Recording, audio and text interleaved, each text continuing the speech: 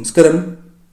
ഒരു വ്യക്തിയുടെ ജീവിതത്തിലേക്ക് ഈശ്വരാനുഗ്രഹം കടന്ന് വരികയാണ് എങ്കിൽ പലവിധ മാറ്റങ്ങൾ ജീവിതത്തിൽ സംഭവിക്കുന്നതാണ്. ആ മാറ്റങ്ങൾ ആ വ്യക്തിക്ക് അനുകൂലമായി തീരുകയും ചെയ്യും. എന്നാൽ ഈശ്വരാധീനമുള്ള വ്യക്തികൾ വസിക്കുന്നതായ വീടുകളിൽ തീർച്ചയായും ചില ലക്ഷണങ്ങൾ പ്രകടമാകും. പോസിറ്റീവ് ഊർജം നിറഞ്ഞ ആ വീടുകളിൽ അതിരാവിലെ പ്രകടമാകുന്ന ആ ലക്ഷണങ്ങളെക്കുറിച്ച് വിശദമായി തന്നെ മനസ്സിലാക്കാം. അതിരാവിലെ അത്രയും പ്രാധാന്യമുള്ള സമയമാകുന്നു. ആ സമയം ഈ ലക്ഷണങ്ങൾ കാണുകയാണ് എങ്കിൽ അത് നിങ്ങളുടെ ജീവിതത്തിൽ സംഭവിക്കാൻ പോകുന്ന മഹാഭാഗ്യങ്ങളുടെ സൂചന തന്നെയാകുന്നു. ചില അനുകൂലമായ കാര്യങ്ങൾ ജീവിതത്തിലേക്ക് കടന്നു വരാം. ആ ലക്ഷണങ്ങൾ തീർച്ചയായും നിങ്ങളുടെ ജീവിതത്തിൽ സംഭവിക്കുന്നു എങ്കിൽ നിത്യവും ഈശ്വരാരാധന മുടക്കാതെ തന്നെ മുൻപോട്ട് പോകണം. മറ്റുള്ളവർക്ക് ഈ ലക്ഷണങ്ങൾ പ്രകടമാകുന്നില്ല എങ്കിൽ പോലും നിങ്ങൾ തീർച്ചയായും ഇഷ്ടദേവതയെയും കുടുംബദേവതയെയും ആരാധിച്ച് മുന്നോട്ട് തന്നെ പോവുക.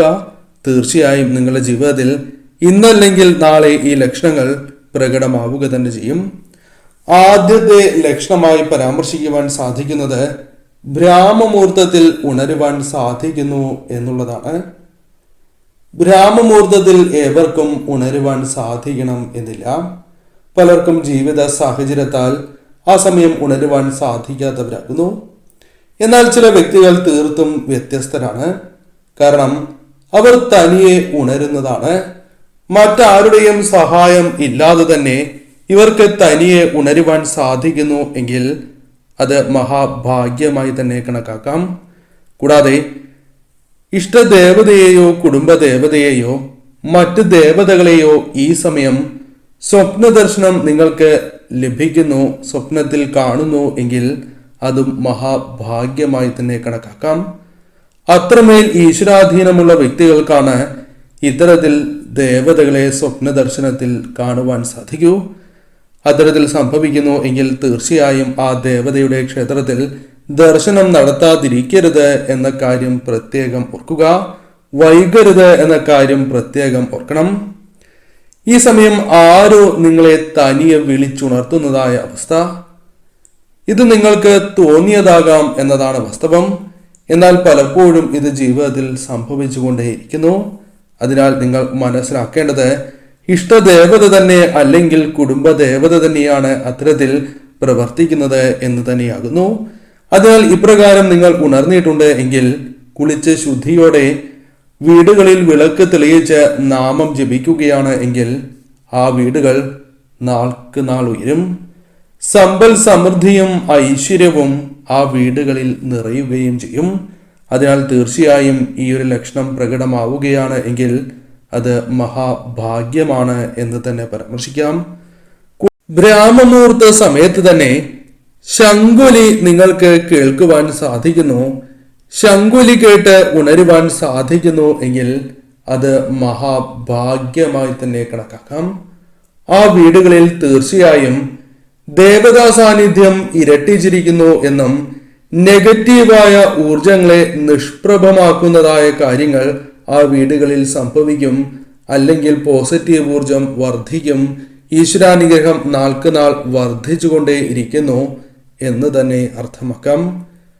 മറ്റൊരു ലക്ഷണമായി പരാമർശിക്കുവാൻ സാധിക്കുന്നത് സന്തോഷമാണ്. ഒരു വ്യക്തിക്ക് സന്തോഷം വന്നു ചേരുക എന്നത് ഏവരും ആഗ്രഹിക്കുന്നതായ കാര്യമാണ്. എന്നാൽ മുഖത്ത് എപ്പോഴും സന്തോഷം നിലനിർത്തുവാൻ സാധിക്കുന്നത്, പ്രസന്നത നിലനിർത്തുവാൻ സാധിക്കുന്നത് ഏവർക്കും സാധിക്കുന്നതായ ഒരു കാര്യമല്ല. എന്നാൽ ഈ വ്യക്തികൾക്ക് അത് സാധ്യമാകുന്നു എന്നതാണ് വാസ്തവം. എന്ത് പ്രശ്നങ്ങൾ ഉണ്ടായി എങ്കിൽ പോലും അത് തരണം ചെയ്യുവാൻ സാധിക്കും എന്ന ആത്മവിശ്വാസം ഉള്ളതിനാൽ തന്നെ ആ കാര്യങ്ങൾ ഒരിക്കലും അവരെ ബാധിക്കുന്നതല്ല. സന്തോഷം നിലനിർത്തുവാൻ അവർക്ക് സാധിക്കും. മുഖത്ത് എന്തെന്നില്ലാത്ത തിളക്കം ഇവർക്ക് അനുഭവപ്പെടും എന്നതാണ് വാസ്തവം. അത് ത്വക്കിന്റെ നിറവുമായി ബന്ധപ്പെട്ട് പരാമർശിക്കുന്നതായ കാര്യമല്ല. മുഖത്ത് പ്രത്യേകമായ ഒരു ചൈതന്യം അവർക്ക് ദൃശ്യമാകും എന്നതാണ് വാസ്തവം. ഇപ്രകാരം നിങ്ങൾക്കും സംഭവിക്കുന്നു എങ്കിൽ അത് മഹാഭാഗ്യം തന്നെയാണ്. ഇഷ്ടദേവതയുടെ, കുടുംബദേവതയുടെ അല്ലെങ്കിൽ ആ ഗ്രാമദേവതയുടെ അനുഗ്രഹം നിങ്ങൾക്കുണ്ട് എന്ന വ്യക്തമായ സൂചനയാണ് ഇതിലൂടെ അർത്ഥമാക്കുവാൻ സാധിക്കുന്നത്. സന്തോഷകരമായ വാർത്തകൾ, വളരെ ആഗ്രഹിക്കുന്നതായ ചില വാർത്തകൾ, കേൾക്കില്ല എന്ന് വിചാരിക്കുന്നതായ ചില സന്തോഷകരമായ വാർത്തയാണ് എങ്കിൽ പോലും നിങ്ങൾക്ക് കേൾക്കുവാൻ സാധിക്കുന്നു എങ്കിൽ അത് ശുഭകരമായ ലക്ഷണമാണ്. അതിരാവിലെ ഇപ്രകാരം സംഭവിക്കുന്നു എങ്കിൽ അത് വിശേഷപ്പെട്ടതായ ഒരു ലക്ഷണമായി തന്നെ പരാമർശിക്കാം. നിങ്ങൾ വിളക്ക് തെളിയിക്കുന്നതായ സാഹചര്യത്തിലോ മന്ത്രങ്ങൾ ജപിക്കുന്നതായ സമയത്തോ ഇപ്രകാരം കേൾക്കുവാൻ സാധിക്കുന്നു എങ്കിൽ അതും ശുഭകരമായ സൂചന തന്നെയാകുന്നു. കടന്നു വരാൻ പോകുന്നു എന്ന വ്യക്തമായ സൂചനയാണ് ഇതിലൂടെ അർത്ഥമാക്കുവാൻ സാധിക്കുക. ശുഭകരമായ ലക്ഷണമാണ്. വിളക്ക് തെളിയിക്കുന്നതായ അവസരത്തിൽ പല്ലി ശബ്ദിക്കുന്നു എങ്കിൽ, അത്തരത്തിലൊരു സൂചന നിങ്ങൾക്ക് ലഭിച്ചു എങ്കിൽ അത് ശുഭകരമായ ഒരു സൂചനയാണ്.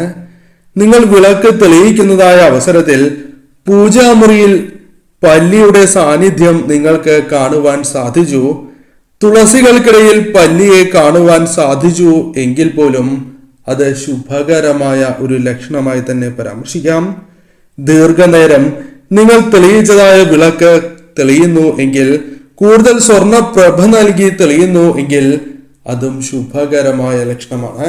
ആ വീടുകളിൽ ഏറ്റവും അനുകൂലമായ കാര്യങ്ങൾ സംഭവിക്കാൻ പോകുന്നു എന്ന് തന്നെ അർത്ഥമാക്കാം. കുയിലിന്റെ നാദം കേൾക്കുക എന്നത് ഏവർക്കും താല്പര്യമുള്ള ഒരു കാര്യമാണ്. എന്നാൽ അപൂർവങ്ങളിൽ അപൂർവമായി മാത്രമേ ഈ കാര്യം ജീവിതത്തിൽ സംഭവിക്കാറുള്ളൂ. പ്രത്യേകിച്ചും അതിരാവിലെ നിങ്ങൾക്ക് ഇപ്രകാരം കേൾക്കുവാൻ സാധിക്കുന്നു എങ്കിൽ അത് ഏറ്റവും ശുഭകരമായ ലക്ഷണമാണ്. വന്നു ചേരാൻ പോകുന്ന സൗഭാഗ്യങ്ങളെ, ഐശ്വര്യങ്ങളെ സൂചിപ്പിക്കുന്നു എന്ന് തന്നെ അർത്ഥമാക്കാം. കൂടാതെ പ്രധാന വാതിൽ തുറക്കുന്നതായ അവസരത്തിൽ നിങ്ങൾ ഉപ്പനെ കാണുകയാണ് എങ്കിൽ ഏറ്റവും വിശേഷപ്പെട്ടതായ ഒരു സൂചനയായി തന്നെ പരാമർശിക്കുവാൻ സാധിക്കും.